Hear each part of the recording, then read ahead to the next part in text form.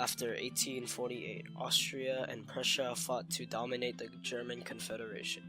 Prussia's King William I made a momentous choice of appointing Count Otto von Bismarck as Prussian Prime Minister.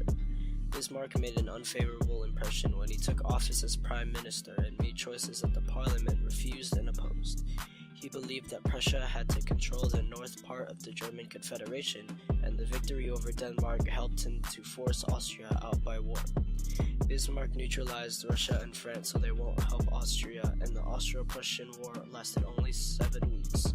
The Prussians defeated Austria decisively at the Battle of Asaralla in Bohemia, and Bismarck offered Austria generous peace terms. Prussia went on to conquer other small states north of the main river, forming North German Confederation. The Catholic states of the south remained independent but allied with Prussia. Bismarck suggested a federal constitution where each state keep its local government, but the king would become the president of the confederation and the chancellor was under president.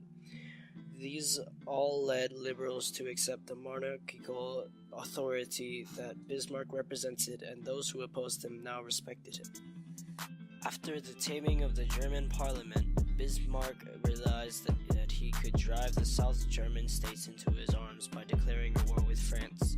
When the French leaders of the Second Empire knew the power of Prussia, they declared war to teach them a lesson. However, Bismarck had the support of the South German states while the government stayed neutral. The French army was defeated, but not giving up. 3 days later, they started a war again. However, the French patriots surrendered and accepted Bismarck's harsh peace terms. After the wars, nationalism grew in Germany as Germany also grew to become the most powerful state in Europe in less than a decade. From its birth, the United States was divided by slavery, which caused differences between the North and the South. The North started to expand westward and began to industrialize by building English model factories, and by the 1850s, having a system of canal and railroads. The South, in contrast to the North, had not started industrializing and instead was slave and farm-based. Plantation owners in the South owned a majority of the slaves and made up most of the Southern economy. These slave owners used their slaves to make the South heavily dependent on this cotton industry, and they made up to 5 million bales a year, which satisfied Europe and New England. With the rise of cotton, the slave-based agriculture expanded and played a huge role in the economic growth of the United States. This growth and dependency of slaves in the South is why Southerners heavily defended slavery.